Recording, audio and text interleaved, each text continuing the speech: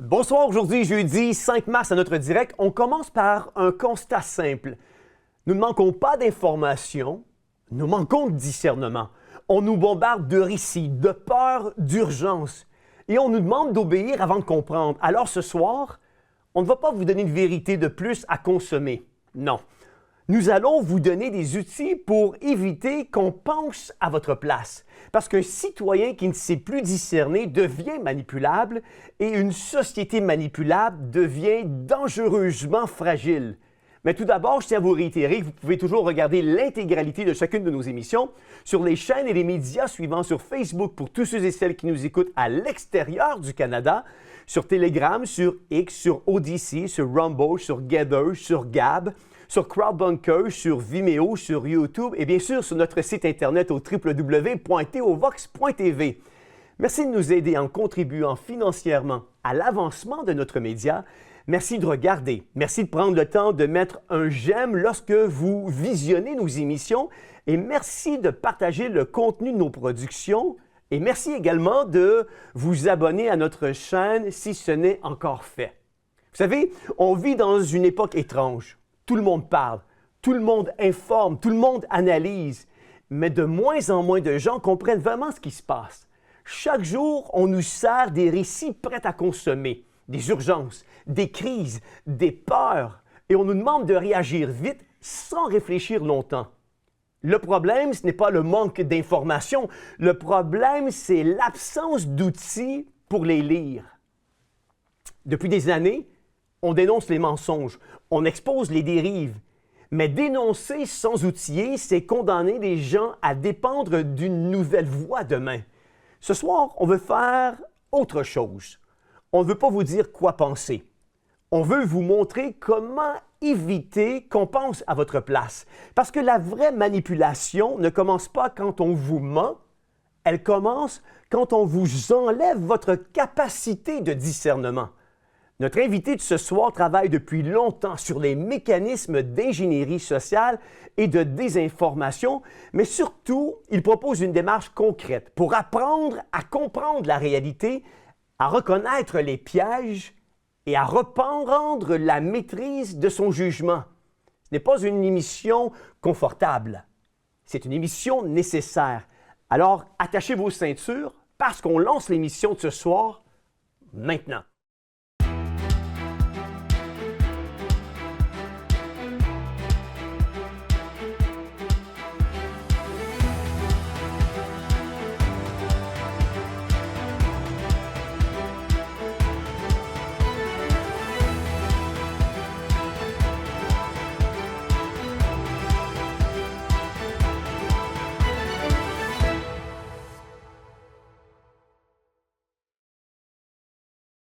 Je le disais d'entrée de jeu, nous sommes noyés d'informations, mais affamés de discernement. Ce soir, nous ne cherchons pas à convaincre ni à imposer une lecture du monde. Nous cherchons à transmettre une méthode pour séparer le vrai du faux et aller au fond des choses sans se laisser manipuler, peu importe le quand, peu importe la source.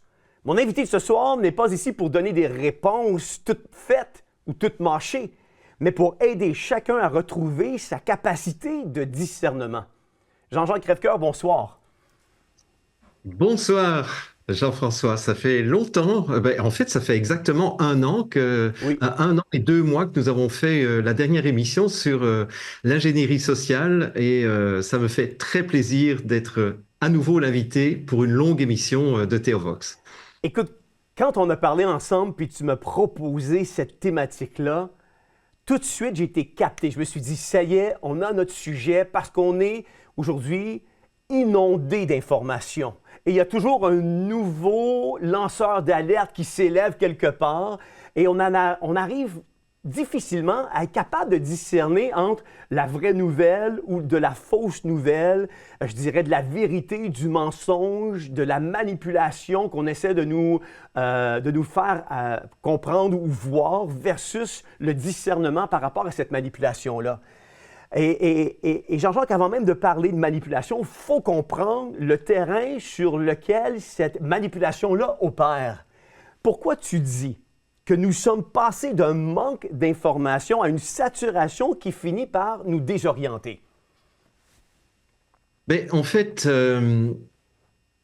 je me suis rendu compte que il y a différentes façons de manipuler lorsque on travaille au niveau de l'information. Mhm. Une façon, c'est évidemment de censurer, et ça, je pense que nous avons tous fait les frais d'une manière ou d'une autre de la censure. Une autre façon encore de manipuler le public, c'est de ne lui donner que des informations biaisées, c'est-à-dire des informations qui sont engluées dans des conflits d'intérêts. Une autre façon encore de manipuler, c'est de noyer le public d'une multitude d'informations. Alors, ça avait déjà commencé depuis probablement une trentaine d'années, lorsque des chaînes de télévision ont décidé de lancer des programmes d'information 24 heures sur 24. Mhm. Et ça a été vraiment un gros changement, un gros tournant, parce que ça a eu un certain nombre d'effets pervers. Le premier effet pervers, c'est que si on lance une chaîne d'information 24 heures sur 24, j'ai connu ça parce que, en fait, moi, quand j'étais petit, je me souviens qu'il y avait la fin des programmes de télévision. Je ne sais pas si ça existait au Canada, parce que j'habitais en Belgique à ce moment-là.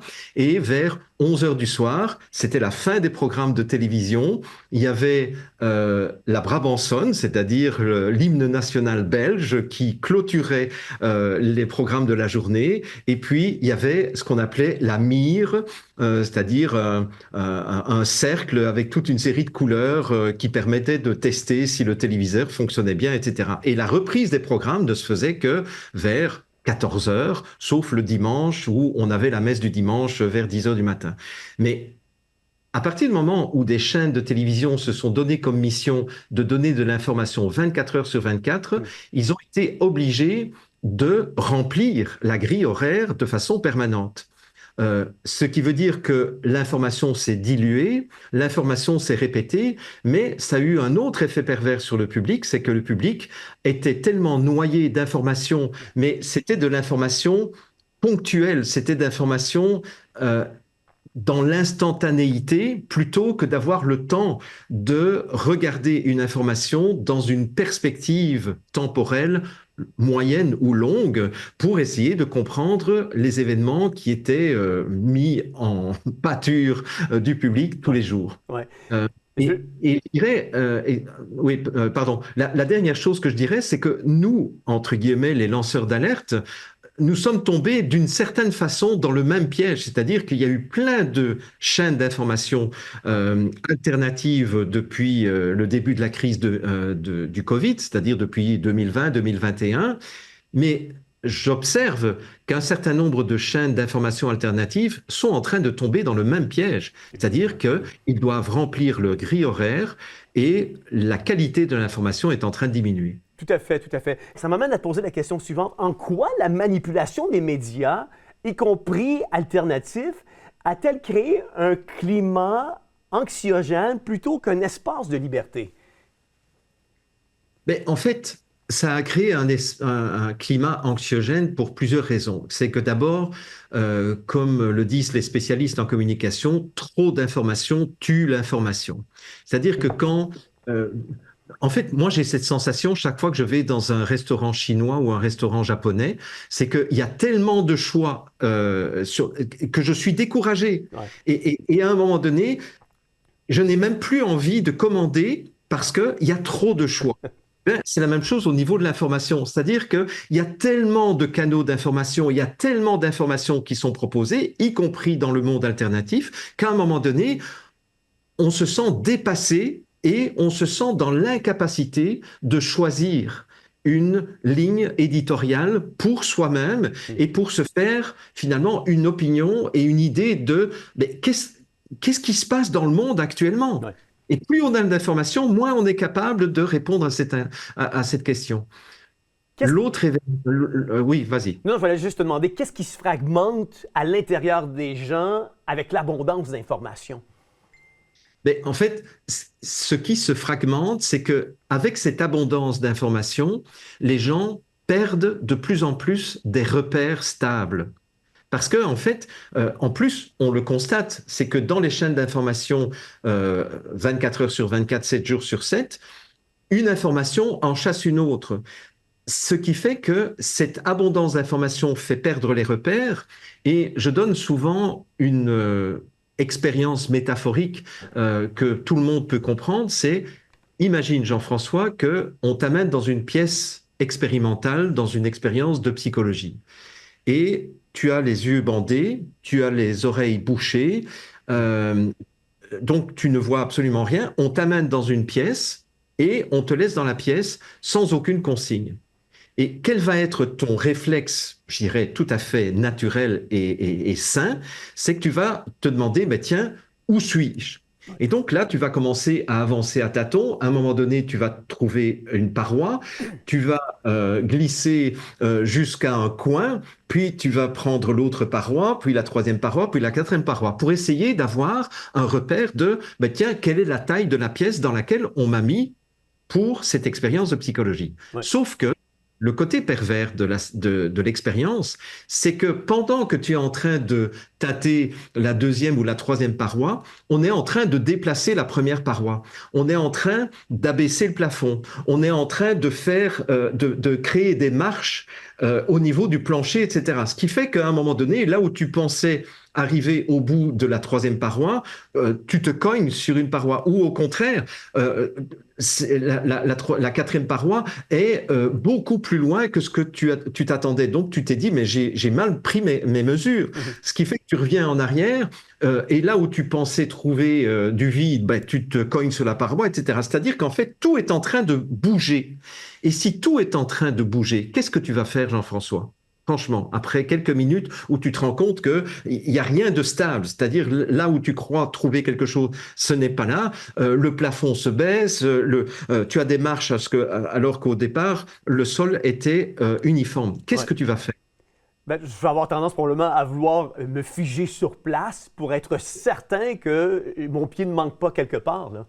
Voilà, c'est exactement ça qui se passe dans la psychologie de la population actuellement. C'est que avec cette multitude d'informations contradictoires, abondantes, trop abondantes pour donner des repères, eh bien, les gens vont se mettre en prostration. Hmm. Ils vont s'asseoir au milieu de la pièce, enfin, à ce qu'ils croient être le milieu de la pièce, et ils vont attendre que l'expérience se termine. Eh bien, c'est exactement cette réaction que la population est en train d'avoir, y compris à cause des médias alternatifs dont nous avons fait partie, en tout cas dont j'ai fait partie. Et d'ailleurs, il y a 2 mois de cela, au mois de janvier de cette année, j'ai annoncé que je quittais la posture de lanceur d'alerte parce que je ne veux plus participer finalement à cette génération d'anxiété pour le public, Hmm. parce que je me rends compte que les gens sont dans un état de figement, effectivement, de sidération, Ouais. dans un état de prostration, en train d'attendre que, bon, ben, ça passe, quoi. Ouais. Or, il n'y a rien qui passe pour l'instant. Absolument pas. Pourquoi le jeûne dans ce cas-là? Informationnel devient-il une condition pour retrouver un équilibre intérieur et une souveraineté personnelle? Mais effectivement, c'est une belle expression que tu utilises, le jeûne informationnel, c'est-à-dire qu'à un moment donné, euh, ce, enfin, c'est pas n'importe quel jeûne informationnel, je dirais, c'est faire le jeûne de toutes les informations qui donnent des informations dans l'instantanéité. Hein. Et comme je te le disais en préparation de cette émission, qui regardera encore les émissions que j'ai faites en 2020, en 2021, ou les émissions que tu as animées dans Théovox Ouais. dans ne fût-ce qu'un an? Parce que nous étions, toi comme moi et plein d'autres, nous étions collés à l'actualité, nous étions en train de commenter les déclarations de Trudeau, les déclarations de Trump, les déclarations de Macron, etc. On était vraiment collés sur l'actualité. Hmm. Mais c'est ce jeûne-là que je recommande. C'est d'arrêter d'écouter des informations qui sont dans l'instantanéité pour faire un autre exercice, et c'est ça que nous allons faire aujourd'hui, Ouais. qui est d'abord de retrouver nos repères intérieurs, et retrouver aussi des repères extérieurs beaucoup plus stables et qui vont répondre à un certain nombre de conditions. Et une des conditions, c'est de recommencer à avoir une vision globale et une vision large dans la temporalité. Tu as tout à fait raison. Ce qui m'amène à parler du point numéro 2, la nécessité d'une grille de lecture, c'est-à-dire lire le réel avant de le commenter. Pourquoi tu dis, parce que j'ai lu le document que tu avais ficelé dans le cadre de cette entrevue-là aujourd'hui, pourquoi tu dis que la première compétence à développer face à l'ingénierie sociale n'est pas l'information, mais une grille de lecture? Mais justement, pourquoi est-ce qu'on a besoin, et d'abord, c'est quoi une grille de lecture? Une grille de lecture, c'est un, un ensemble de règles, de perceptions qui me permettent d'appréhender le réel. Hein, c'est à peu près ça, une grille de lecture. Bon, c'est ma définition, hein, je n'ai pas été regardé dans le dictionnaire. Euh, parce que lorsque... je vais te donner un exemple. Si je suis ostéopathe, eh bien, et qu'un patient vient à moi, je vais devoir avoir une grille de lecture qui est ma grille de lecture qui m'a été enseignée par l'ostéopathie pour pouvoir interpréter les symptômes du corps de mon patient ou Ouais. de mon client. Si je suis économiste, eh bien, je vais devoir avoir une grille de lecture qui va me permettre d'interpréter les fluctuations de la bourse, par exemple, Hmm. ou l'augmentation fulgurante du cours de l'or, ou la chute vertigineuse du cours de l'or, etc. Donc, si je n'ai pas de grille de lecture qui me permette d'interpréter, et qu'est-ce que ça veut dire interpréter? Essentiellement, en tout cas dans ma vision des choses, ça veut dire d'être capable de connecter un maximum de points de vue différents. C'est-à-dire une grille de lecture, c'est aussi quelque chose qui va m'aider à regarder une même réalité Mhm. sous différents angles et de faire des liens, de connecter ces différents points de vue pour essayer de développer la vision la plus globale possible et la plus complète possible d'une réalité. Et c'est ça pour moi, avoir une grille de lecture. Et ça, c'est quelque chose qui peut se préparer avant d'aborder l'information. Et je dirais, ça c'est une petite parenthèse personnelle, mais qu'est-ce qui a fait que moi, Jean-Jacques Crèvecoeur, j'ai été capable, dès le 3 février 2020, de dire aux gens qui m'écoutaient sur ma chaîne YouTube, attention, la pandémie qui s'en vient, ce sera une fausse pandémie, mais ce sera un prétexte pour vous faire croire qu'il n'y a aucun autre remède possible que le vaccin. Et à un moment donné, on va vous imposer le vaccin avec des restrictions qui vous empêcheront de faire un certain nombre de choses si vous n'êtes pas vacciné. Ouais. Et j'avais aussi prédit, et ça c'était quand même assez, je dirais, audacieux de ma part, j'avais prédit dès le mois de mars 2020, vous allez voir que derrière cette pandémie, ce sera une façon de faire un hold-up vis-à-vis des classes moyennes Mhm. et de tuer un certain nombre d'acteurs de l'économie des classes moyennes, c'est-à-dire les petites et moyennes entreprises. Et ça, je l'ai dit en mars 2020. Et j'avais dit aussi, ce sera aussi une façon de nous restreindre encore un peu plus au niveau de nos droits et nos libertés fondamentaux. Ouais. Bien, c'est exactement ça qui s'est passé. Mais comment est-ce que moi, Jean-Jacques Crèvecoeur, j'ai été capable de dire ça dès le début de cette crise Covid-19? C'est tout simplement parce que je m'étais constitué des grilles de lecture depuis des dizaines d'années Ouais. qui me permettent d'interpréter le moindre événement. Ouais. Et c'est ça que j'ai décidé maintenant de faire vis-à-vis du public.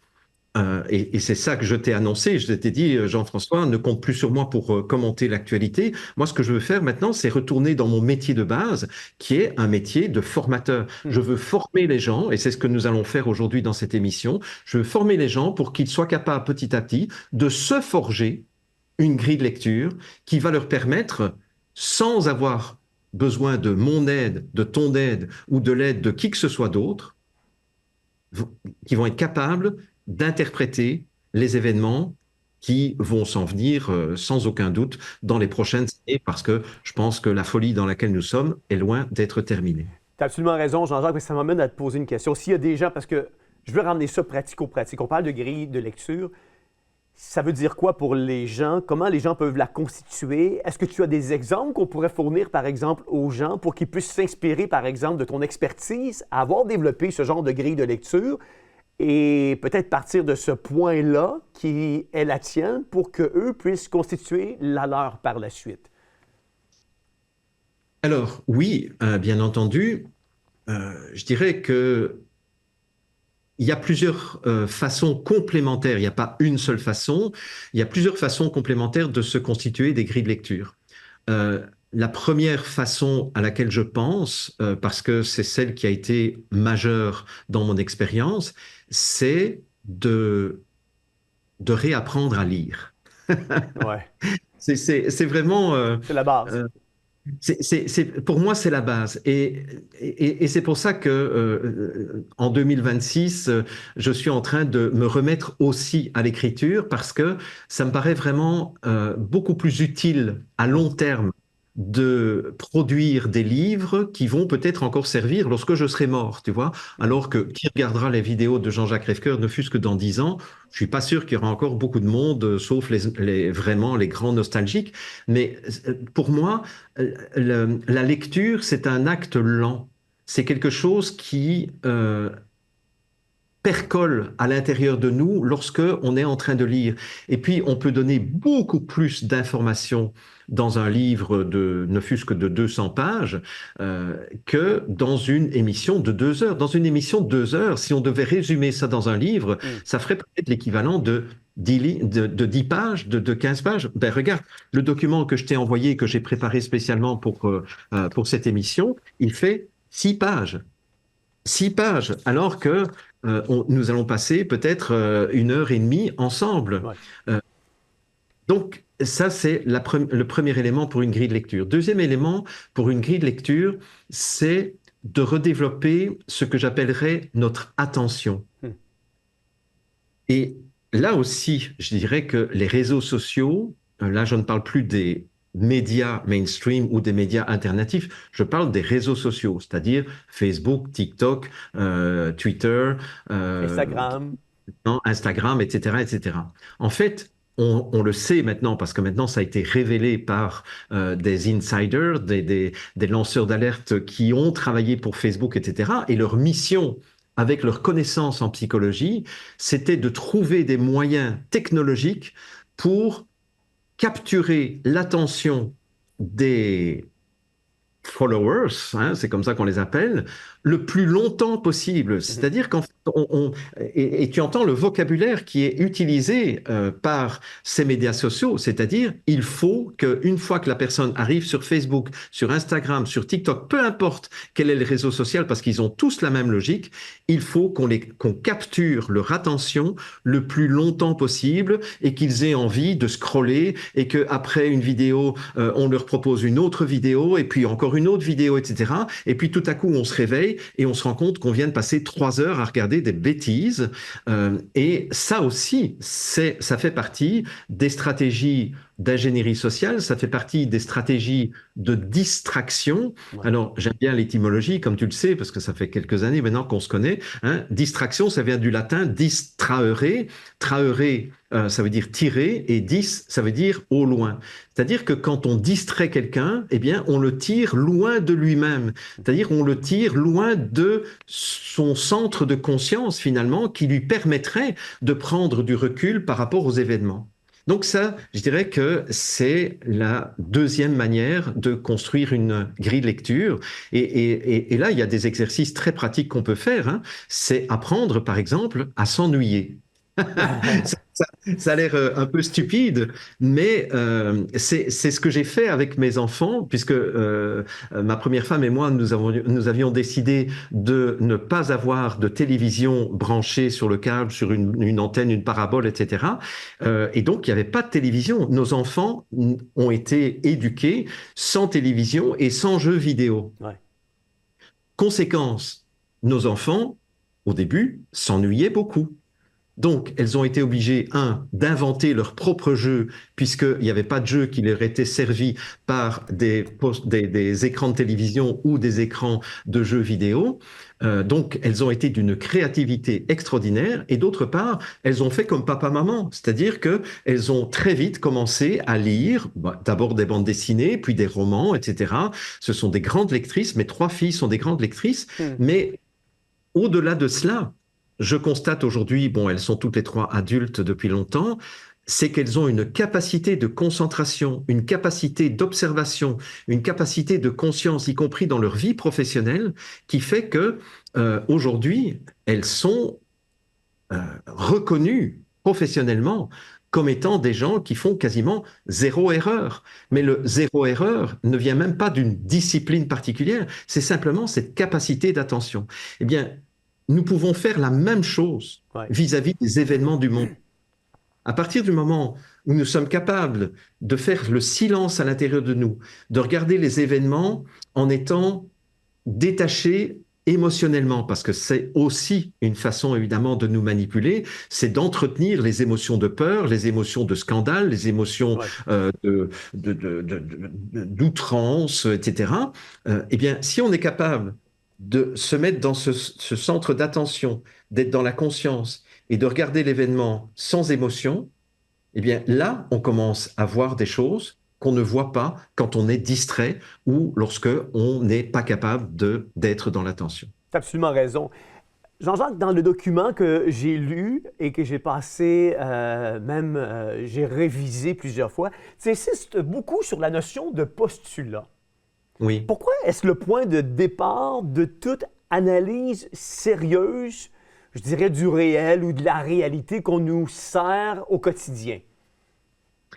Mais en fait, un postulat, c'est quelque chose qu'on apprend en philosophie des sciences, parce qu'un postulat, c'est une hypothèse de départ que la plupart du temps, on ne nomme même pas, Hmm.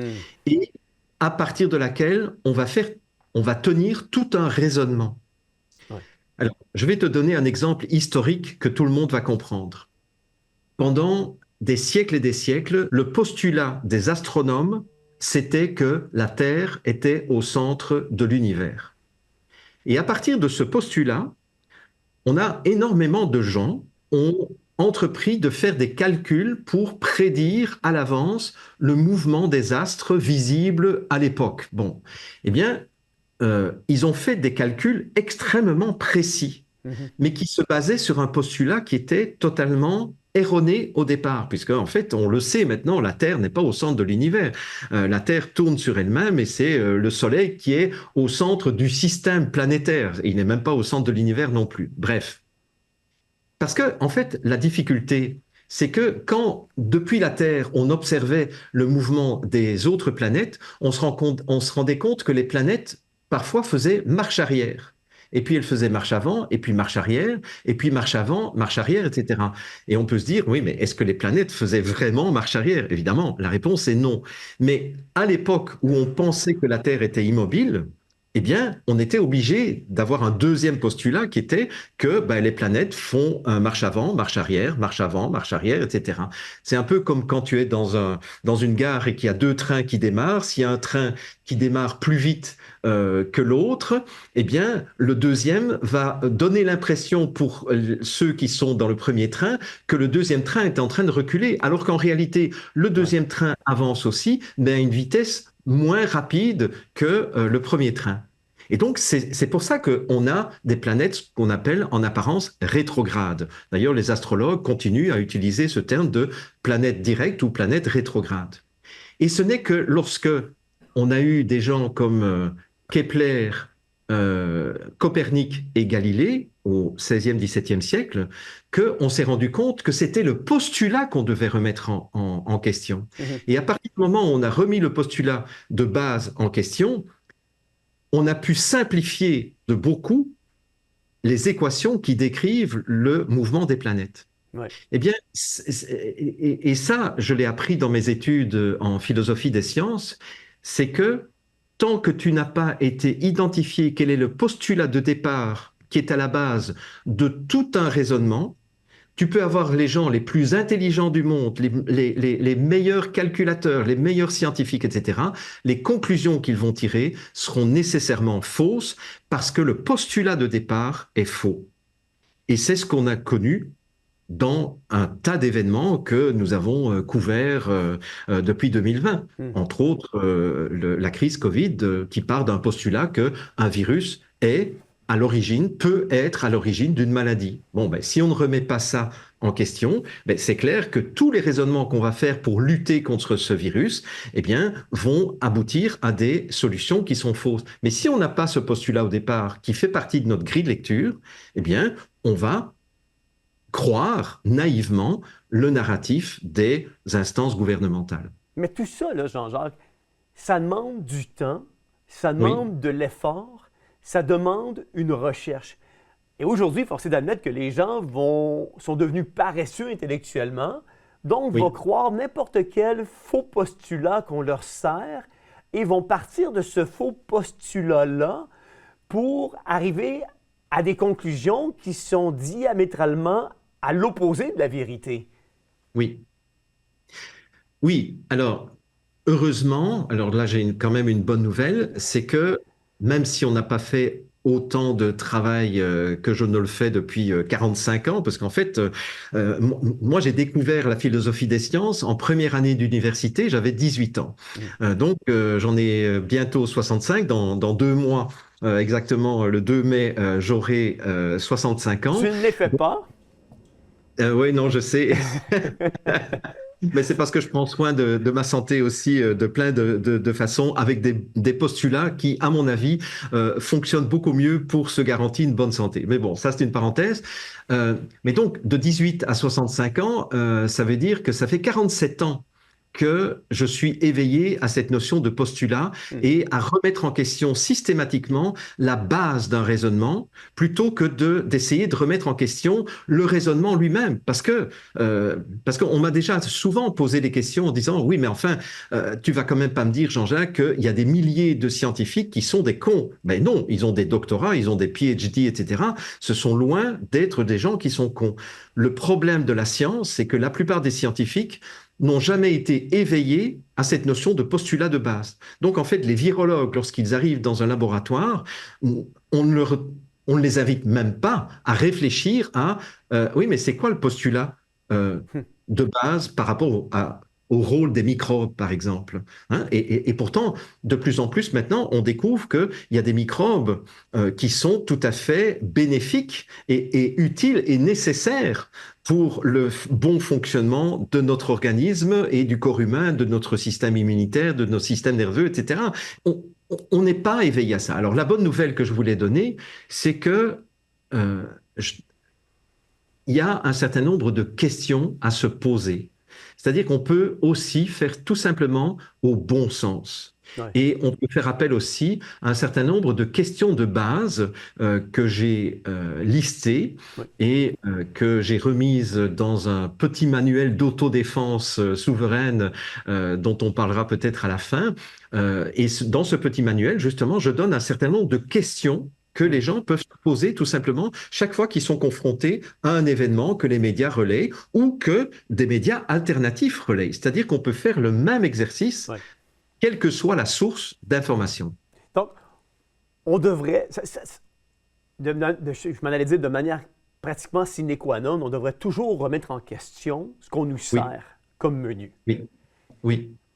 Puis creuser pour trouver si c'est un faux postulat ou si c'est une base solide sur laquelle on peut ériger par la suite un bâtiment ou quelque chose de plus solidement puis concret.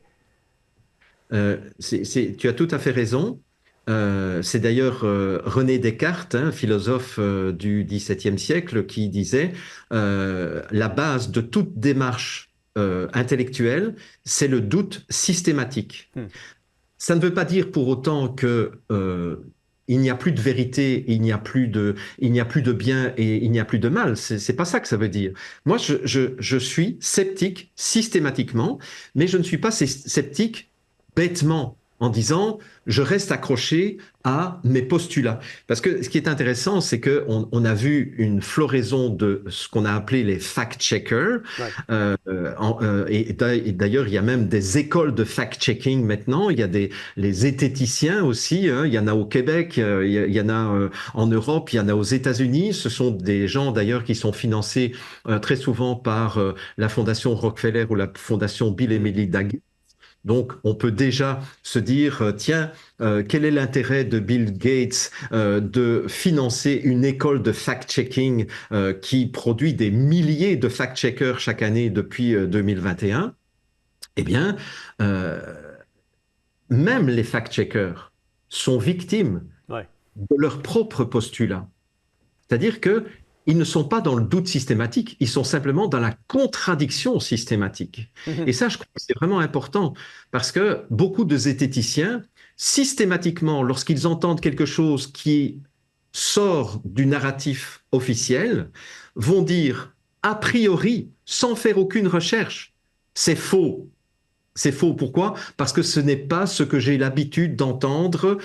Et puis, de toute façon, comme on me paye pour contredire tout ce qui sort du narratif officiel, Ouais. eh bien, je vais sortir. Mais ces gens-là, en plus, c'est ça qui est dramatique, sont tout à fait de bonne foi. Ouais. C'est-à-dire, ils sont vraiment persuadés qu'ils font un travail d'utilité publique en contredisant des personnes qui tiennent un discours alternatif par rapport au narratif officiel. Ouais. Mais ils sont totalement victimes de leurs propres postulats dont ils n'ont aucune idée de toute façon. Ouais.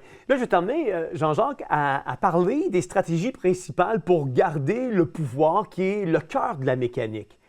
Ouais. Pourquoi tu dis que le contrôle le plus efficace, c'est celui qui donne l'illusion de la liberté tout en instaurant une dépendance à l'autorité? Ben, en fait, pourquoi est-ce que je dis que c'est une des façons les plus efficaces possibles? C'est quand tu fais croire à quelqu'un aliéné qu'il est libre. Ouais. En fait, donc on berce la personne dans une illusion totale Mm. en lui disant tu es libre de se faire ce que tu veux. Et d'ailleurs, ça, c'est aussi quelque chose qu'on retrouve de plus en plus dans dans les messages publicitaires, je dirais depuis les années 70 à peu près, c'est-à-dire au moment de la naissance de ce qu'on a appelé le marketing. Bon, le marketing a été inspiré par Edward Bernays, dont on avait parlé l'année dernière, un des fondateurs de l'ingénierie sociale, l'auteur d'un livre qui s'appelle Propaganda. Mais en réalité, c'est surtout à partir des années 70 que ça s'est généralisé. Mhm. On a fait croire aux gens que la liberté, c'était de faire ce qu'ils avaient envie de faire. Sauf que quand tu es suffisamment subtil en termes de manipulation, tu vas créer des faux besoins qui vont générer des désirs dans le public. Et donc, ce désir va devenir de plus en plus fort parce que les messages publicitaires vont être martelés à longueur de journée Ouais. à travers des publicités écrites, audio, des publicités vidéo, etc. Et donc, finalement, je vais dire, ben, je suis libre d'acheter telle boisson gazeuse. Hein, je suis complètement libre de consommer ce que je veux. Hmm. Sauf que cette liberté est une totale illusion parce que c'est une fausse liberté fondée sur un désir qui a été créé de toutes pièces par des manipulations où on a détourné les besoins fondamentaux des individus pour leur faire croire que leurs besoins sont devenus des désirs. Et c'est pas pour rien qu'il y a des armées entières de psychologues qui travaillent au service du marketing, justement pour faire ce détournement permanent. C'est quand même Et fort ce que tu viens de dire là, Jean-Jacques, parce que au nom d'une pseudo-liberté, oui, influencée au préalable par un marketing ultra puissant, on manipule les gens pour les emmener à consommer ce qu'on veut bien qu'ils consomment, dans le fond. oui, on les amène à vouloir consommer Oui. librement ce qui les met en servitude et en dépendance. Et le monde politique a récupéré les stratégies de marketing. Je dirais que on a vu ça la première fois avec Obama. Je Mhm. dirais qu'il y a eu un tournant au niveau politique lorsque Obama, pour la première fois, a fait appel à des conseillers en images qui étaient spécialisés en marketing. Et rappelle-toi, c'était dans les années 2007, si mes souvenirs sont bons. 2007, oui, c'est ça, c'est en 2007 qu'il a été élu. Oui, je crois que c'est de 2007. Mais Obama a utilisé les réseaux sociaux pour la première fois de la manière dont les réseaux sociaux avaient été conçus pour capturer l'attention Mhm. des individus. Et c'est comme ça qu'il a été élu finalement. C'est grâce à cette stratégie de marketing. Et depuis Excellent. lors, c'est de plus en plus présent, c'est-à-dire que le discours des gouvernants, Mhm. discours des chefs de pays, des chefs de gouvernement, etc., c'est de dire pour votre liberté, nous voulons garantir vos libertés, nous voulons garantir donc le respect de la démocratie, alors qu'en réalité, ils sont exactement dans une attitude totalement inverse, c'est-à-dire qu'ils sont de plus en plus éloignés de la démocratie, mais au nom de la démocratie Ouais. qu'ils sont supposés défendre, ils vont nous inviter à restreindre un certain nombre de nos droits fondamentaux et de nos libertés fondamentales, mais en nous illusionnant sur le fait que nous sommes tout à fait libres de consommer ce que nous voulons consommer. Et entre autres, cette liberté, c'est que nous avons la liberté maintenant de consommer n'importe quelle information venant de n'importe où. Bon, c'est pas tout à fait vrai, puisqu'on se rend bien compte que Mhm. les personnes qui donnent une vraie information se font de plus en plus soit censurées, soit shadow-bannées, c'est-à-dire qu'ils sont invisibilisés sur les réseaux sociaux. Ouais. Et donc, c'est ça qui est pervers. C'est que finalement, au nom de la liberté, nous devenons esclaves. Et il y a une C'est belle un phrase. paradoxe extraordinaire. On dirait que ça ne peut pas cohabiter ensemble dans la même phrase, Oui, puis pourtant, on les fait cohabiter ensemble aujourd'hui au nom de mirages. oui. Ben, en fait, il y a une phrase qui se trouvait en préface de mon dernier livre que j'ai écrit en 2004. Donc, c'est pour ça qu'il est temps que je me remette à écrire. Si vous cherchez la liberté, vous serez esclave de vos désirs. Wow. Mais si vous cherchez la discipline, vous découvrirez la liberté. Hum. Cette phrase, je l'ai notée dans mon livre en 2004. Ça reste pour moi une des phrases majeures de mon existence. Ouais. C'est-à-dire, si je suis libre aujourd'hui de faire cette émission avec toi, si j'ai été libre de négliger mon business pendant plusieurs années pour informer la population et pour prévenir la population du danger qu'elle courait, c'est parce que j'ai eu cette discipline de construire une entreprise, de structurer une entreprise, de manager une équipe de telle sorte que je Mhm. puisse avoir les ressources humaines et les ressources financières pour pouvoir prendre la parole dans le débat public Ouais. autour d'une crise qui était la crise Covid-19. Mais et si j'ai je dirais cette liberté d'entrepreneur depuis presque 40 ans maintenant, c'est parce que j'ai eu cette discipline. Ouais. Parce que si j'avais fait ce que je veux, hein, je serais esclave de mes désirs, mais ça, j'aurais pas tenu très longtemps parce que je n'ai jamais été salarié de ma vie. Et c'est là où tu disais tout à l'heure, oui, mais pour lire, il faut une certaine discipline. Oui, mais la discipline, pour moi, c'est la clé Ouais. de la liberté. Alors que si on court après la liberté, on va devenir esclave de nos désirs. Et c'est exactement ce Mhm. que les ingénieurs sociaux veulent faire de nous, c'est de nous donner de plus en plus d'illusions de liberté pour que nous soyons dans une illusion de liberté émotionnelle. C'est comme la libération sexuelle dans les années 70, qui ont été un leurre manifeste parce qu'en fait, il n'y a eu rien comme libération. Au contraire, les gens se sont encore plus enfoncés dans leur névrose sexuelle et leur névrose comportementale. Et, C'est complètement absurde. et j'aime le paradoxe que tu évoques ici parce que Pour plusieurs aujourd'hui, la liberté est synonyme de mes désirs. Oui. Parce que je rencontre mes désirs, je suis libre. Alors que la liberté n'a rien à voir avec ce que tes désirs sont. Et j'aime le lien que tu fais avec justement la discipline, parce que quand tu es discipliné, souvent tu vas à l'encontre de tes propres désirs pour pouvoir arriver à accomplir des objectifs et des buts que tu t'es fixés dans ta vie, par exemple. Mais tu sais, on a parlé de la peur. Je ne veux pas revenir nécessairement sur la peur, mais je veux, parce que là, on l'a vu que la peur est utilisée comme carburant politique. Mais comment reconnaître aujourd'hui, Jean-Jacques, qu'une société est maintenue artificiellement, pardonne-moi, en état d'urgence?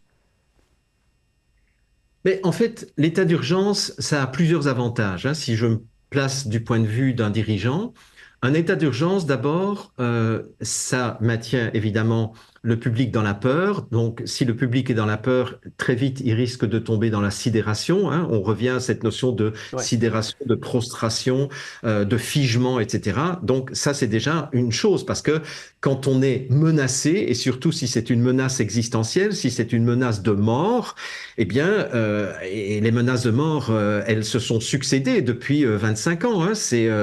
Alors là, on est en mars 2026, mais si on regarde le début du troisième millénaire, ça a commencé par le 11 septembre avec la menace du terrorisme, puis il y a eu la grippe H1N1 en 2009, la menace d'une pandémie aussi mortelle que la grippe espagnole de 1918-1919, Ouais. et puis la menace du réchauffement climatique, où on nous avait promis que il y aurait plus de calottes glaciaires en 2013, je crois. Hein, bon, ben, on cherche toujours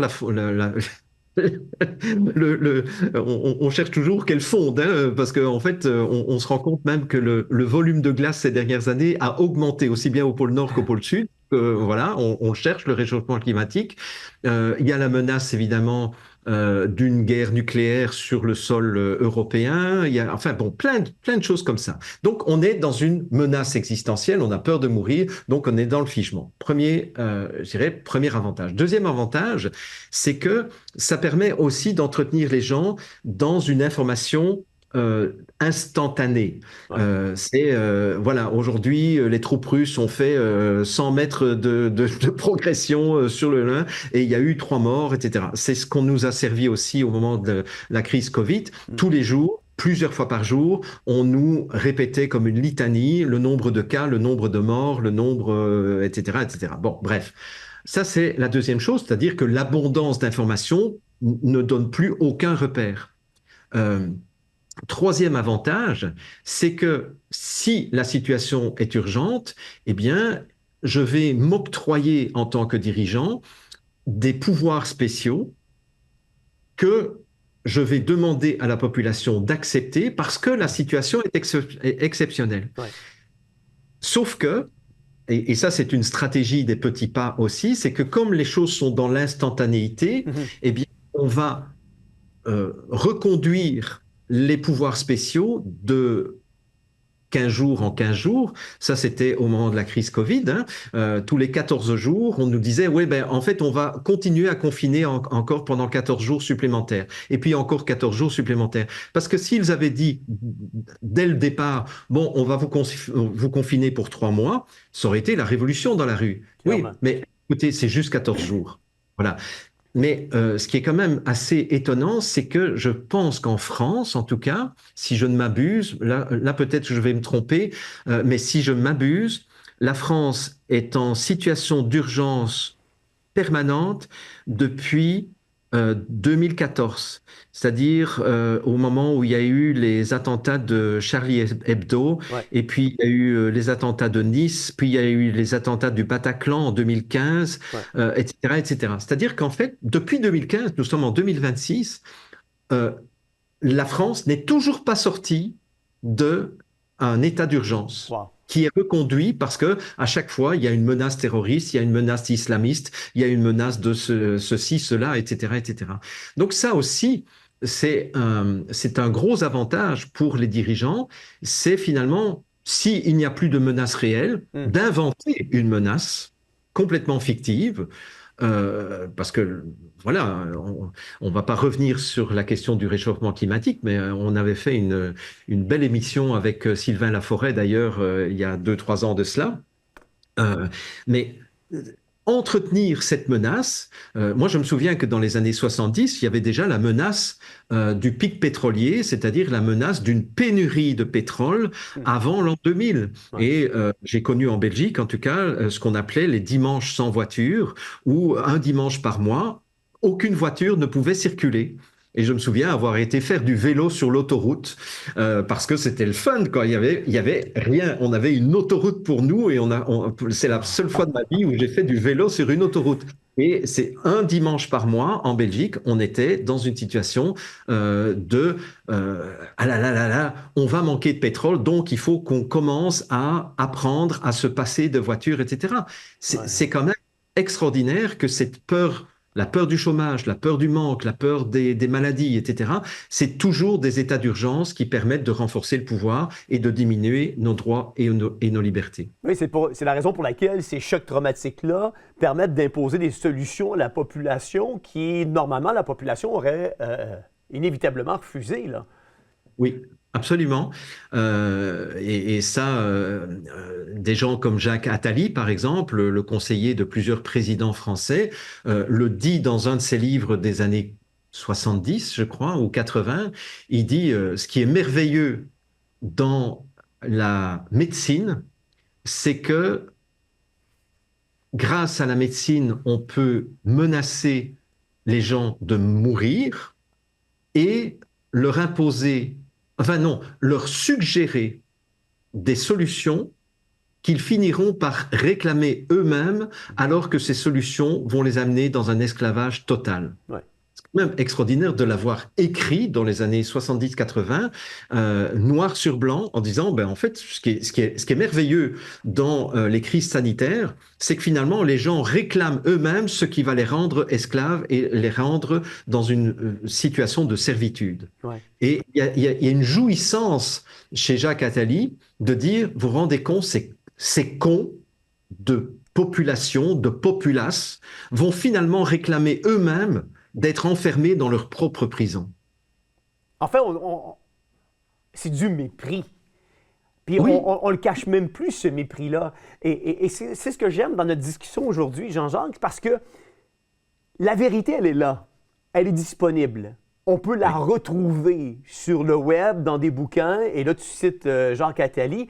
Donc, quelqu'un qui prend le temps de chercher va, va inévitablement trouver la vérité ou le faux postulat et avoir ce point de repère-là, comme on parle depuis tantôt, sur lequel il peut, après ça, forger sa propre opinion pour arriver oui, à dire c'est un faux postulat, on nous ment, on nous manipule. Les raisons pour cela, c'est afin de nous asservir, nous, la population, afin de faire avancer un narratif dominant pour un plan, le plan 2030, l'agenda mhm, 2030, pour mettre en place, arriver à mettre en place éventuellement une monnaie universelle, un gouvernement universel, etc., etc. Donc, c'est disponible et les gens peuvent le trouver, cette information-là. Moi, ce que je veux savoir maintenant, quel est l'effet cumulatif de la désinformation répétée, de l'effacement, parce que c'est ce qu'on vit, c'est ce qu'on fait aujourd'hui, l'effacement de la mémoire historique sur la ouais. population. Mais c'est ça. Alors, je ne sais plus de qui est cette phrase. Tu vas peut-être m'aider là-dedans. Quelqu'un qui disait un peuple à qui on retire la mémoire de son histoire est un peuple qui est condamné à répéter cette histoire. Mhm. Je ne sais plus qui a dit ça, mais on peut très facilement retrouver cette Ouais. citation, et je la trouve très vraie Mhm. mais parce que c'est déjà vrai sur le plan individuel. C'est-à-dire que quelqu'un qui se méconduit dans son milieu professionnel, par exemple, et se fait virer. Voilà. Bon, ben, s'il ne prend pas le temps de dire, OK, quels sont les enseignements que je peux tirer de cette histoire que je viens de vivre, Ouais. pour ne pas répéter la même bévue ou la même erreur, la prochaine fois que je serai engagé dans une autre entreprise ou dans une Ouais. autre collectivité, comme employé ou comme collaborateur de cette entreprise. Ben, si cette personne ne prend pas le temps de tirer les leçons des erreurs du passé, eh Mhm. bien, il va être condamné à répéter ces erreurs. Oui, tout à fait. Il y a une très belle phrase de Carl Gustav Jung qui dit tout ce que nous n'aurons pas ramené à la conscience se manifestera dans notre vie comme le destin ou la fatalité. Et je trouve ça extraordinaire comme phrase, parce qu'en fait, effectivement, tout ce qu'on n'a pas ramené à la Mhm. conscience va continuer à se répéter, mais nous, comme nous ne sommes pas conscients, puisqu'on a perdu notre attention, hein, cette fameuse attention dont je parlais tout à l'heure, nous ne sommes même pas conscients de ce que nous faisons nous-mêmes, donc évidemment, ça nous retombe dessus en disant, mais enfin, mais comment ça se fait que je retombe tout le temps dans les mêmes problèmes? Mhm. Comment ça se fait que je tombe tout le temps sur des pervers narcissiques, me disaient des femmes que j'accompagnais dans des séminaires de formation? Comment ça se fait que je suis toujours exploité par des gens qui ne me payent jamais ce qu'ils me doivent, etc., etc. Oui, mais tout simplement Ouais. parce que tu n'as jamais pris le temps de regarder quelle était ta part de responsabilité. Je ne parle pas de culpabilité, là. Je dis, quelle était ta part de responsabilité dans le fait que tu es tout le temps tombé sur des pervers narcissiques ou que tu n'as jamais été payé ou que tu t'es toujours fait mettre à la porte, etc. C'est là. Et sur le plan Ouais. collectif, c'est exactement la même chose. Une C'est-à-dire, introspection. voilà, nous avons une introspection collective à faire Mhm. au niveau de notre histoire collective. Ouais. De dire, OK, comment est-ce qu'on en est arrivé à l'Allemagne nazie, par exemple? Hein? Et il y a une survivante des camps de concentration qui s'appelle Vera Sharaf, qui avait pris la parole à Berlin Mhm. en 2021. Si mes souvenirs sont bons, c'était en été 2021. Il y avait 1 million de personnes réunies sur une immense place à Berlin, et elle faisait le parallèle de la période entre 1933 et 1939 de l'Allemagne et ce que nous étions en train de vivre à cette époque-là, Mhm. donc entre 2020 ou 2019 et 2021, puisque à ce moment-là, on était en été 2021. Et cette pauvre Vera Sharaf, survivante de camps de concentration de l'Allemagne nazie, Ouais. s'est fait traiter d'antisémite alors que, alors que cette femme était juive, enfin, bon, c'était vraiment mais complètement absurde de la part des médias de traiter cette femme d'antisémite et de faire une récupération de l'histoire nazie au profit de. Enfin, mais ça n'avait aucune allure en disant mais ça n'a aucune, il n'y a aucun point de comparaison. Alors qu'en fait, elle faisait la démonstration que tous les points de comparaison étaient là. Il y avait comment est-ce qu'on appelait ça en allemand, des Auspass, des laissez-passer qu'on devait présenter pour pouvoir aller dans certains restaurants ou aller à certains spectacles. Wow. Est-ce que c'est pas ça qu'on a vécu en 2021-2022? Absolument. Il y avait des gens qui étaient fichés. Les Juifs devaient porter une étoile sur leurs vêtements. Est-ce que c'était pas ça le pass sanitaire Mhm. où nous devions déclarer si nous étions vaccinés ou pas vaccinés, si nous étions séropositifs ou pas positifs, etc. Au Covid. Donc en fait, il y avait toute une série de points communs, de parallèles qui avaient été faits par Vera Sharaf Mhm. et qui, évidemment, ont été repoussés par les médias mainstream en la traitant en plus de façon complètement absurde d'antisémite. Mais voilà un exemple, mais on peut regarder plein d'autres exemples de l'histoire du 18e, du 19e, du 20e siècle qui nous montrent Ouais. que effectivement, ça ne date pas d'hier, la manipulation des populations. Absolument. Jean-Jacques, on s'arrête. Juste question de remplir nos verres d'eau, toi et moi, le temps d'une courte pause, puis on revient immédiatement après ce qui suit. ThéoVox existe maintenant depuis plus de 5 ans. Vous nous avez ouvert la porte de votre salon, de votre maison. Et pour cela, on vous dit vraiment un gros merci du plus profond de notre cœur pour votre confiance, votre générosité. Grâce à vos dons et votre générosité, ThéoVox peut rester debout tel un phare. On peut continuer à dire la vérité au cœur de l'actualité, oui, une vérité sans compromis parce que vous faites la différence. Vous voulez contribuer, nous aider pour la prochaine année en contribuant et nous aider à garder la mission de Théovox, vous pouvez le faire en devenant partenaire mensuel. Que ce soit 15, 20, 50, 100 $ ou plus, cela nous aiderait grandement à rester parmi vous. Pour ce faire, rendez-vous sur notre site internet à www.theovox.tv, faire un don ou contribuer. Vous pouvez également m'écrire à info@theovox.tv. De la part de toute l'équipe de Théovox, merci de nous suivre, merci de nous soutenir.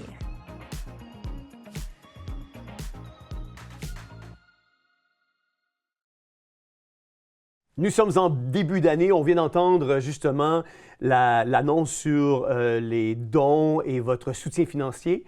Je veux vous dire merci. Merci à tous ceux et celles qui sont de fidèles partenaires, qui donnaient mois après mois après mois pour assurer la pérennité de Théovox afin que nous puissions continuer à diffuser la vérité au cœur de l'actualité comme nous le faisons à chaque semaine.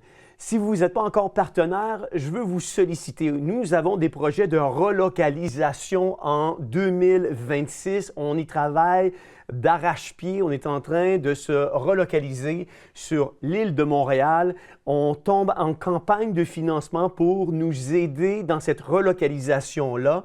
Si vous voulez devenir partenaire et vous voulez investir dans une terre fertile où l'investissement que vous apportez porte du fruit, je vous encourage à écrire à info@theovox.tv, info@theovox.tv. Merci pour votre générosité et merci de contribuer fidèlement à l'avancement de notre média. Jean-Jacques, on est rendu au segment numéro 4, le segment qui nous parle de pourquoi ça marche, notre talon d'Achille, la vulnérabilité humaine. Pourquoi la perte des repères religieux, familiaux et culturels rend-elle les individus plus malléables? Ben, en fait, on revient à ce qu'on disait tout à l'heure, c'est-à-dire que c'est sûr que ce n'est pas d'hier qu'on a quand même un certain nombre de personnes qui n'ont pas le temps ou n'ont pas la disponibilité de faire un travail profond d'introspection pour visiter leurs propres valeurs et leurs propres repères intérieurs. Qui fait que pendant de nombreux siècles, ce sont les repères extérieurs qui ont permis aux individus de vivre relativement en bonne harmonie les uns avec les autres, entre voisins en tout cas. Là où ça se gâtait, c'est lorsque des dirigeants décidaient de faire la guerre. Et d'ailleurs, c'est aussi une citation que j'ai lue un jour en disant ben, la guerre, finalement, c'est un conflit qui est déclaré par des gens qui se connaissent très bien pour envoyer sur le terrain des gens qui ne se connaissent absolument pas et qui vont s'entretuer. Mais voilà, mais quand il n'y a pas de dirigeants ou des banquiers qui disent bon ben voilà, on a besoin de finances, on va financer une guerre des deux côtés d'ailleurs. Hein. Pendant la Deuxième Guerre mondiale, la banque Rothschild a financé aussi bien les Alliés que l'Allemagne d'Hitler, etc. Comme ça, ils gagnent des deux côtés. Mais donc, pendant des siècles, les repères étaient des repères extérieurs. C'était les repères de l'Église, c'était les repères de la morale, c'était les repères de la culture, des rituels aussi. Et donc, ça donnait, si tu veux, une sorte de stabilité, de sentiment de stabilité. C'était pas seulement un sentiment, il y avait quelque chose de stable dans la vie des gens. À partir du moment, et ça aussi, ça fait partie des projets de l'ingénierie sociale qui est né, comme je l'avais évoqué l'année dernière, dans les années 1920, ouais. Ça a été une volonté de, petit à petit, diminuer, je dirais, l'impact des religions, de la culture, des rituels, des traditions, etc., dans les sociétés, de telle sorte que les individus se retrouvent sans repère extérieur. Mais comme, entre-temps, on n'a pas appris aux individus à se trouver des repères intérieurs, eh ben, ils se sont trouvés complètement perdus et donc complètement manipulables par le bout du nez. Oui, mais tu as absolument raison. Puis tu sais, Jean-Jacques, qu'on est une chaîne chrétienne, tu sais. M- Mhm. Moi, je pense que quand on puise nos valeurs à l'intérieur de la Bible, ben, on a un code de conduite qui est beaucoup plus bénéfique pour l'être humain que si on le met de côté puis on vit selon nos pulsions puis nos passions. Ça m'amène à la question suivante. Quand une société ne sait plus ce qui est vrai, beau et bon, que se passe-t-il psychologiquement et collectivement quand on laisse rentrer, par exemple, le matérialisme, l'individualisme? On coupe l'homme de son créateur à quelque part. Mais en fait, ce sont des propos d'un penseur qui est très méconnu, qui est René Guénon, qui est un penseur qui est mort au début des années 50 et qui avait écrit un livre majeur que je recommande d'ailleurs, dont je recommande la lecture, qui est La crise du monde moderne. Et René Guénon avait annoncé, alors qu'il a écrit La crise du monde moderne en 1928, Wow. il avait annoncé en 1928 ce que nous sommes en train de vivre actuellement. Donc il n'a pas annoncé les événements, mais il a annoncé la chute de l'Empire occidental. Hmm. Et pour lui, ça ne pouvait pas aller ailleurs que dans une décadence, de la même façon qu'à un moment donné, l'Empire romain d'Occident a connu une chute totale aux alentours du IVe siècle, si mes souvenirs sont bons. Eh bien, nous sommes en train de vivre un peu la même chose Ouais, au niveau de l'Empire occidental, au niveau des valeurs. ouais.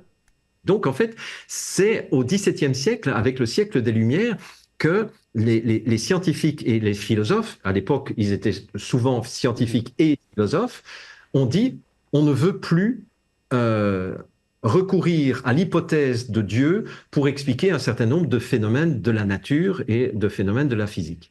Ce qui fait que, à partir de là, on s'est dit, on va rentrer dans une démarche rationaliste. Et l'initiateur de tout ça, c'est René Descartes. Hein, c'est de dire, voilà, je pense donc je suis. Ouais. Et c'est parce que je pense que je suis. Voilà, c'est ce qui est complètement absurde d'une certaine façon, de dire que notre être, notre existence, notre essence, c'est le fait de penser. Non, c'est bien plus que cela. Bon, on est tombé dans une forme de matérialisme où petit à petit, tout ce qui était de l'ordre de l'indicible, de l'invisible, de l'innommable est devenu non grata dans la société. De la Et foi? oui, aussi, effectivement. Donc, ça veut dire que là, du rationalisme, on est tombé dans le matérialisme. C'est-à-dire que finalement, si tout ce qui est de l'ordre de l'indicible, oui, de l'invisible aussi, n'existe plus, y compris la foi, mais y compris aussi l'amour. Parce qu'en fait, prouve-moi, Jean-François, que ta femme t'aime, mais prouve-moi de façon rationnelle. Eh bien, bonne chance, hein?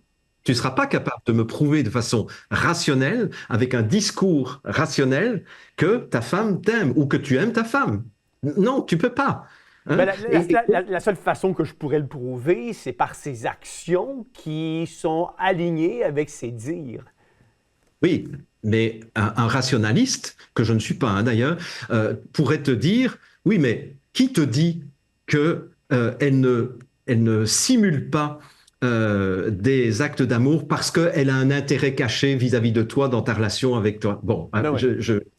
voilà. Bon, et donc, du coup, on est tombé dans le matérialisme, c'est-à-dire qu'en fait, les seules choses sur lesquelles on peut se fonder, c'est le matérialisme, Mhm. c'est-à-dire c'est le consumérisme aussi. Et je ne peux croire que ce que je vois. Bon, là, ça renvoie à saint Thomas, hein, qui disait ce n'est que quand j'aurai mis mes mains dans ses plaies, etc., que je croirai que le Christ est vivant, est ressuscité.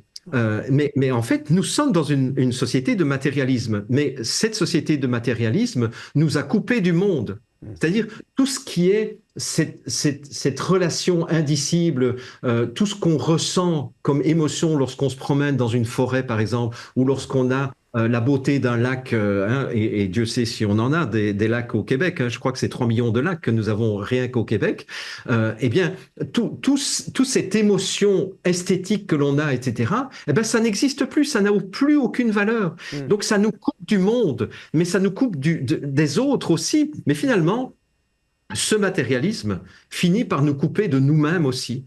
Parce que si nous sommes coupés de la nature, si nous sommes coupés des autres, eh bien, finalement, je me rends compte que ce que je suis comme être humain, c'est juste un véhicule biologique qui a été conçu à travers un acte sexuel, qui est né et dont les pensées sont générées par le cerveau qui est enfermé dans la boîte crânienne et qui un jour va mourir et va se retrouver dans le néant. Eh bien, on est complètement perdu, on est démuni au milieu d'un univers qui n'a plus aucun sens. Ben, ça nous amène à une forme de paralysie, toutes ces choses-là. Et c'est pour ça qu'on a besoin, et c'est pour ça qu'il y avait ce plan-là, d'enlever la foi, d'enlever la Bible de nos institutions, de nos pays occidentaux, dans le but d'emmener un peuple loin de ses points de repère, qui est la foi, qui est Dieu, qui est tout ça, pour pouvoir mieux le manipuler. Puis ça s'est transposé dans le matérialisme, dans l'individualisme, dans l'égoïsme, dans une soi-disant liberté marketée, si je peux dire ainsi, dans le but d'assouvir les gens à écouter leurs pulsions, leurs passions, puis au nom de la liberté, assouvir ces pulsions, ces passions-là. Si tu en as envie, fais-le donc, écoute tes pulsions, écoute tes passions. La bonne nouvelle, cependant, c'est qu'on peut passer de cette victimisation-là à prendre nos responsabilités. Pourquoi tu dis que nous ne sommes pas seulement victimes, mais souvent complices involontaires de ces mécanismes? Oui, et c'est important d'ajouter un complice involontaire et inconscient. Alors, c'est à la fois une bonne et une mauvaise nouvelle, ou je pourrais dire plutôt, c'est d'abord une mauvaise nouvelle et puis ça devient une bonne nouvelle. Pourquoi? Parce qu'en fait, quand on commence à se rendre compte que tous ces mécanismes de manipulation que nous subissons depuis beaucoup d'années, ils ne fonctionnent que parce que nous embarquons dans cette manipulation. C'est-à-dire, nous devenons, et je vais reprendre ce que disait Jacques Attali tout à l'heure, nous devenons finalement les personnes qui aspirons, qui réclamons ce qui nous emprisonne finalement et ce qui nous met dans une situation d'esclavage. Donc, c'est une mauvaise nouvelle dans le sens où lorsqu'on prend conscience de cela pour la première fois, on se sent très mal, on se sent coupable. Et puis, l'autre mauvaise nouvelle, c'est que tout à coup, on ne peut plus se réclamer d'être une victime.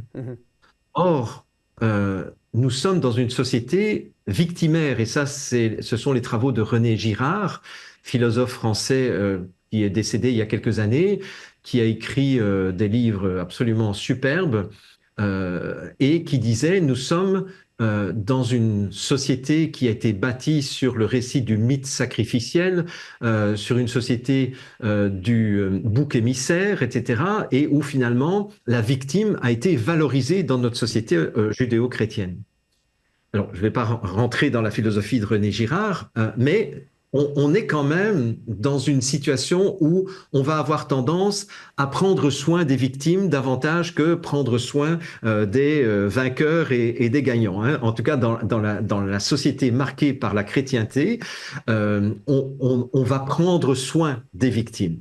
Et là, tout à coup,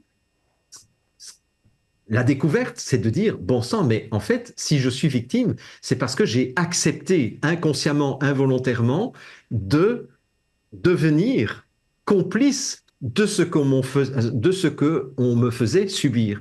La bonne nouvelle maintenant, c'est que si on se rend compte que le pouvoir manipulateur de l'élite ne fonctionne que si nous sommes consentants, même si c'est involontaire et inconscient, ça veut dire que si on sort du jeu et si on dit, bon ben, je joue plus, qu'est-ce que tu veux qu'il fasse? Hein? Et on l'a vu, il y a un très bel exemple au Québec en fin 2021, octobre-novembre 2021 de mémoire. Il y avait pas mal de personnes dans le domaine de la santé, donc pas mal de professionnels de santé dans le milieu de la santé publique au Québec qui ne s'étaient pas fait vacciner, alors que la vaccination était obligatoire, entre guillemets. En tout cas, elle est non, elle n'était pas obligatoire, mais on leur disait, si vous n'êtes pas vacciné, on vous met en disponibilité, c'est-à-dire qu'on vous vire, mais sans avoir droit au chômage, sans pouvoir postuler pour un nouvel emploi, etc., etc. Donc, en fait, vraiment une histoire d'horreur. Et si mes souvenirs sont bons, il y avait 10 000 professionnels de santé qui avaient refusé la vaccination, qui donc étaient susceptibles de se faire virer à la date d'échéance. Ouais. Et là, le ministre de la Santé du Québec a été très embêté parce qu'il s'est rendu compte que ça faisait trop de personnes à virer et que le système de santé ne serait plus capable de fournir des services. Donc, il leur a donné 1 mois de plus d'échéance pour aller se faire vacciner. Bah, tu penses bien que les gens avaient bien compris que si on leur donnait 1 mois de plus, c'est parce que qui était embêté? C'était le manipulateur, c'était pas les gens qui étaient menacés. Et donc, il y a quasiment personne pendant le mois d'octobre ou de novembre qui a été se faire vacciner. Et finalement, on a maintenu en place tous ces professionnels de santé parce que le système de santé ne pouvait pas faire autrement et ne pouvait pas se passer des 10 000 personnes non vaccinées. Alors, bon, on les a mis dans d'autres postes, etc. Peu importe, mais ça montre quoi? Ça montre qu'en fait, le pire pouvoir, à moins qu'on vienne te chercher Manu Militari avec des armes, avec des menottes, etc. Bon, ben là, évidemment, là, tu es une victime objective, je dirais, parce qu'il y a une force physique qui est exercée. Mais sinon, la bonne nouvelle, c'est que si tu dis simplement à quelqu'un qui veut te faire quelque chose en te manipulant et tu dis non merci, hein, allez vous faire vacciner, non merci. Changer de voiture parce que bientôt les voitures à moteur thermique seront interdites. Non, merci. En France, il y a eu tout un mouvement contre les zones d'émission, les zones limitées d'émission, les ZFE. Je ne sais plus ce que veut dire l'acronyme, mais en fait, ce sont des zones dans des villes où certaines catégories de voitures ne pouvaient pas entrer parce qu'elles étaient trop vieilles, parce que, soi-disant, elles contribuaient au réchauffement climatique, blablabla, etc. Bon. Et il y a eu tellement de citoyens qui ont dit non merci, que finalement, toutes ces mesures qui avaient été votées il y a 1 an ont été rétractées. Des zones à faible émission, mobilité. Voilà, merci. Zone à faible émission, voilà. Eh bien, c'est reculé. C'est-à-dire que là, c'est une excellente nouvelle et je veux que tout le monde qui nous écoute aujourd'hui entende cela. C'est que chaque fois que vous allez dire tout simplement, poliment, gentiment, paisiblement, non merci, eh bien, vous allez mettre un coup extrêmement sévère au plan des mondialistes. C'est pour cette raison que le pouvoir fondé sur le mensonge et la corruption est beaucoup plus fragile qu'il le laisse sous-entendre ou qu'il le laisse voir. Mais bien sûr, c'est tout à fait vrai parce que, évidemment, quelqu'un qui est dans le mensonge et puis tu montres, tu le prends la main dans le pot de confiture. Et là, qu'est-ce que tu veux qu'il fasse là? Il est pris en flagrant délit de mentir à la population. Ben, la population va plus marcher. D'ailleurs, on le voit. Depuis 2009, la confiance des gens dans la médecine a reculé, déjà fortement. La confiance dans la vaccination a reculé, mais depuis 2020, ça a été catastrophique parce qu'en 2020, il y avait encore 70% des Américains qui faisaient confiance au système de santé. 3 ans plus tard, il n'y avait plus que 40% des Américains, toutes classes sociales confondues, qui ne font confiance dans le système de santé. Tu te rends compte, ça veut dire qu'aujourd'hui, on a basculé dans une situation où plus de la moitié des Américains, je ne connais pas les statistiques pour d'autres pays, mais à mon avis, ça doit être à peu près la même chose.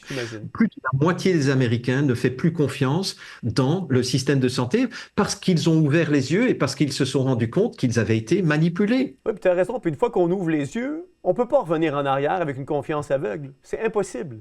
Impossible. Les questions à se poser, Jean-Jacques, en terminant sur cette note-là, ensemble, cette entrevue de ce soir. Pourquoi la première question à se poser devrait toujours être qui parle et qui finance ce discours? Ben, en fait, c'est très simple, hein. Donc là, je vais essayer d'être assez court dans mes réponses. Mais qui parle et qui finance, c'est d'aller voir quels sont les conflits d'intérêts de la personne. C'est-à-dire, qu'est-ce que cette personne a comme intérêt de dire ce qu'elle est en train de dire? Est-ce qu'elle retire un bénéfice personnel ou un bénéfice collectif d'un collectif qu'elle représente en disant ce qu'elle est en train de dire? Et surtout, qui est en train de financer cela ou quel est le bénéfice qui va être retiré par qui derrière ce discours qui est tenu par cette personne? Ouais. Ouais.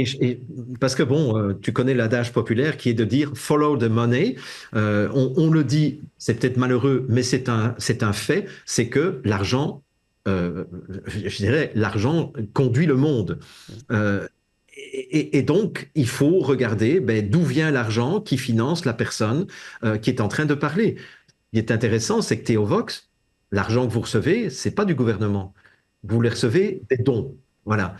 Ce qui veut dire que vous êtes moins suspect que d'autres personnes qui prennent la parole dans le débat public autour de toutes les crises que nous connaissons, parce que tout simplement, vous êtes financé par les gens qui vous écoutent. Ouais. Vous n'êtes pas financé par une compagnie multinationale, vous n'êtes pas financé par un gouvernement, vous n'êtes pas financé par une fondation philanthro-capitaliste. Non, vous êtes financé par vos dons. Oui, tout à fait. Et la même logique s'applique à qui profite à qui profite la peur, pardonne-moi, la crise ou la mesure. C'est la même logique qui s'applique en arrière de ces questions-là. Mais ma troisième question serait plutôt, pourquoi vérifier la logique, le droit naturel, la physiologie ou même la cohérence physique d'un narratif qui est devenu essentiel? Mais, en fait, si justement nous n'étions plus dans l'émotion de l'événement, parce que c'est ça qui est terrible, c'est que quand on est dans l'émotion, c'est comme s'il y avait un orage électrique au niveau du cerveau limbique, qui est la zone du cerveau qui est le siège des émotions. Et donc cet orage électromagnétique va couper l'accès au cortex, qui est le siège de la pensée et de la réflexion. Et donc, quand on est dans l'émotion, on n'a plus accès à sa pensée, hein. Il suffit de se souvenir d'une situation où, je sais pas moi, on était très pressé parce qu'on allait rater un train et en étant très pressé, du coup, on fait n'importe quoi et on se trompe de route, on prend un sens unique dans l'autre sens, etc. C'est-à-dire que l'émotion va nous faire n'importe quoi. Donc, si on est capable de prendre un recul émotionnel et que on applique une logique froide, eh ben c'est là qu'on va commencer à comprendre qu'on est en train de nous jouer du pipeau la plupart du temps. Je me souviens que le 11 septembre, j'étais au Québec, je venais d'arriver au Québec le 11 septembre 2001, ça faisait même pas un mois que j'étais au Québec, et je me souviens avoir regardé en direct les reportages. Et quand j'ai vu les premières images du Pentagone, j'avais encore en tête le crash du Concorde qui avait eu lieu en juillet 2000. Je ne sais pas si tu te souviens des images du Concorde qui décolle de Charles de Gaulle et 2 minutes plus tard s'écrase sur un hôtel. Et je me souviens des images prises par hélicoptère où on voyait des débris d'avions sur des centaines de mètres.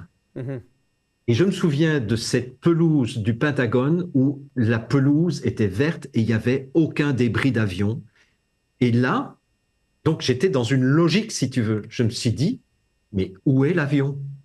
Où est passé l'avion? Donc il était 10 heures du matin, le 11 septembre 2001, et j'avais compris que c'était que c'était une opération sous fausse bannière, etc. Il m'a fallu pas très longtemps non plus parce que le 4e avion qui s'était soi-disant crashé à Shanksville, il y avait le reporter qui était là, qui est arrivé avant le FBI.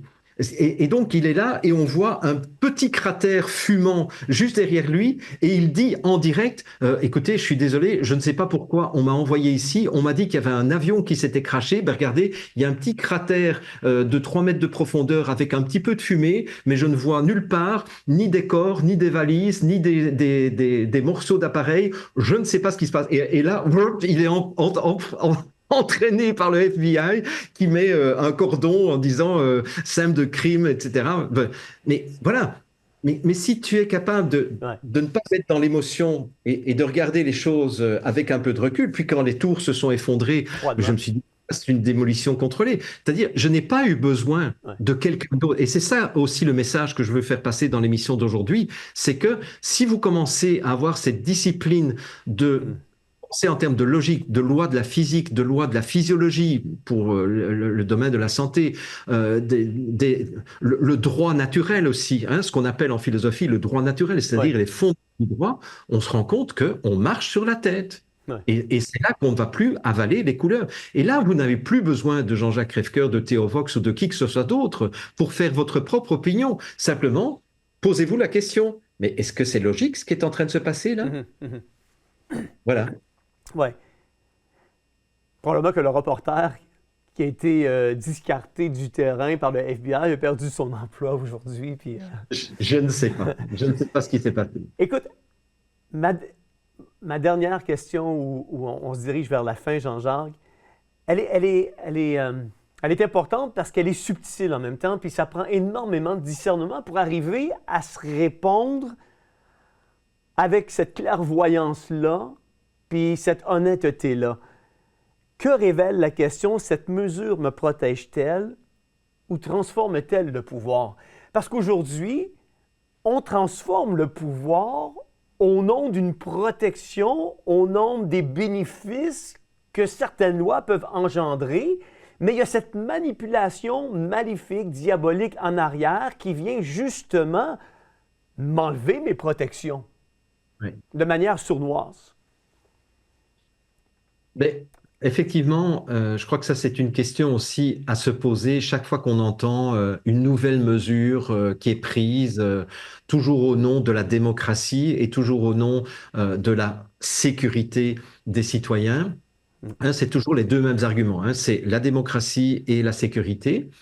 Et donc, la question, elle est toute simple, c'est est-ce que ça m'apporte un surplus de bien-être? Est-ce que le gouvernement qui est en train de prendre cette décision, est-ce que ce gouvernement est en train d'agir pour le bien commun ou est-ce qu'il est en train d'agir pour se maintenir au pouvoir? Parce qu'en fait, postulat, je vais revenir à la notion de postulat un instant. Moi, le postulat qui est dans mon esprit depuis maintenant plus de 40 ans, c'est de me dire que les gens, une fois qu'ils arrivent au pouvoir, c'est très très dur d'arriver au pouvoir suprême, c'est-à-dire d'être Premier ministre ou d'être chef d'État, d'être président de République, etc.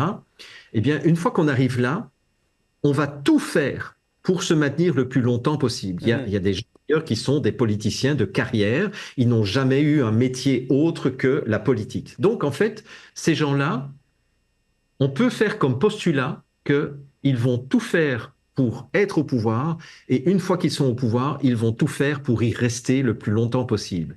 Et à partir de là, tous les coups sont permis.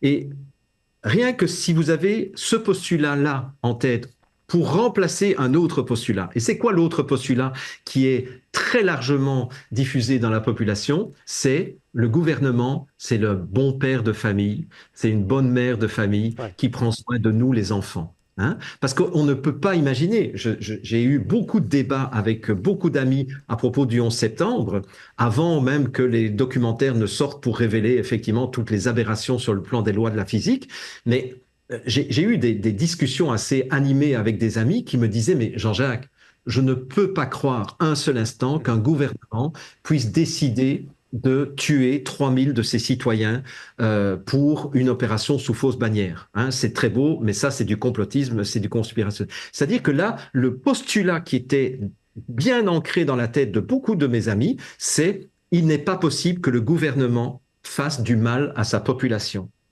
Parce que le postulat, c'est le gouvernement, c'est papa et maman. Et il n'est pas possible de considérer qu'un père ou une mère de famille fasse du mal à ses propres enfants. Depuis que j'ai découvert les réseaux pédocriminels, je me suis rendu compte que ce n'était même pas vrai au niveau d'une famille. Mais bon, ça, je vais laisser ça de côté pour l'instant. Ouais. Mais donc, c'est ça.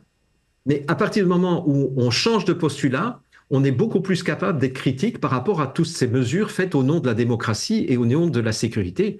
Parce qu'en fait, c'est simplement pour se maintenir au pouvoir le plus longtemps possible, Ouais. et puis pour placer ses propres enfants, ou c'est ce qu'on appelle le népotisme, hein, c'est placer ses propres enfants, sa propre femme, ses propres neveux, ses propres frères et sœurs, etc., à d'autres postes de pouvoir, etc., pour avoir un empire familial qui continue à maintenir le pouvoir et à garder le pouvoir de génération en génération. Absolument, absolument. Jean-Jacques, on pourrait continuer encore à parler pendant des heures et des heures. C'est vraiment intéressant. Puis, en fait, ce que tu avais envie de faire aujourd'hui quand tu m'as proposé ce projet d'émission-là, c'est plutôt que de donner un poisson aux gens, tu voulais leur apprendre à pêcher et devenir autonomes eux-mêmes dans l'analyse de l'information et l'actualité que nous vivons de façon à vitesse grand V là, à tous les jours. C'était ton intention et je pense que tu as vraiment bien atteint la cible aujourd'hui. Ben écoute, en tout cas, je l'espère parce que c'est une phrase que j'avais entendue il y a très longtemps, à l'époque où je m'intéressais à la coopération au développement. Et c'était quelqu'un que j'avais entendu un jour qui disait, si tu donnes un poisson à un homme, il mangera un jour. Si tu lui apprends à pêcher, il mangera tous les jours. Et pour moi, c'est au cœur de ma démarche de formateur. Et c'était ça que je voulais te proposer aujourd'hui, Jean-François, pour finalement réapprendre à mettre de l'attention, hein, apostrophe attention, dans tous les moments de notre existence et pour avoir justement une vision globale et une vision longue au niveau de la temporalité. Et donc, si mon message a été entendu aujourd'hui, ben, je pense que nous n'aurons pas eu cet entretien pour rien. Mission accomplie. Merci d'avoir été avec nous. Ça a été un honneur de t'avoir sur le plateau de Théovox. Juste peut-être rappeler où les gens peuvent te suivre, quoique je sais que tu es un peu moins actif maintenant, mais où les gens peuvent te trouver, te suivre et t'entendre aujourd'hui. Ben, en fait, ils peuvent me suivre toujours en tapant Jean-Jacques Crèvecoeur toutattaché.com. Donc ça, c'est mon site officiel. Et puis, peut-être qu'on mettra sous la vidéo la possibilité de commander un petit manuel d'autodéfense souveraine consacré à l'ingénierie sociale et qui reprend beaucoup plus de questions à se poser justement. Donc c'est un petit manuel qui est tout à fait gratuit. Donc en fait, il suffit de cliquer sur le lien qui sera sous la vidéo et de commander ce petit manuel. C'est un petit manuel en PDF, hein, donc ce n'est pas un livre que vous allez recevoir. Sinon, il ne serait pas gratuit. Je devrais au moins faire payer les frais de port, mais ce serait une très très bonne façon d'avoir encore plus d'informations que ce que j'ai donné aujourd'hui. Voilà. Absolument. Mais merci beaucoup d'avoir été avec nous aujourd'hui. C'est vraiment apprécié, Jean-Jacques. Bonne fin de soirée. Merci. Bonne soirée à toi aussi et à toute l'équipe. Vous savez, comme mot de la fin, j'aimerais vous apporter ce mot de la fin suivant. Si on met de côté les slogans, les émotions et le bruit ambiant, si on prend un instant pour regarder ce que nous venons de décrire avec lucidité, on réalise que notre époque repose sur une série de paradoxes profonds. Premier paradoxe, jamais l'humanité n'a eu accès à autant d'informations et jamais elle n'a été aussi confuse. Deuxième paradoxe, plus on nous promet la sécurité, plus on nous retire morceau par morceau notre liberté. Troisième paradoxe, le véritable esclavage n'est pas toujours visible. Il commence lorsque l'homme cesse de discerner, lorsqu'il délègue son jugement et abdique sa responsabilité. Et c'est là que tout ce que nous avons abordé ce soir prend son sens. Parce qu'au fond, il ne s'agit pas simplement de politique, ni de médias, ni même de manipulation. Il s'agit d'un chemin intérieur de lucidité et de responsabilité. Discerner les postulats, avant d'avaler les conclusions, comprendre les stratégies avant d'y réagir émotionnellement, reconnaître notre vulnérabilité, assumer notre responsabilité personnelle et développer une véritable autodéfense du jugement et de la conscience. Et ici, il faut le dire clairement, l'ingénierie sociale agit toujours par la peur, par la confusion et par le mensonge. Mais le christianisme, lui, ne commence pas par la peur, il commence par la vérité. Jésus ne dit pas « je vous rassure », quoiqu'il veut nous rassurer, mais il dira dans Jean 14,6 « Je suis le chemin, la vérité et la vie.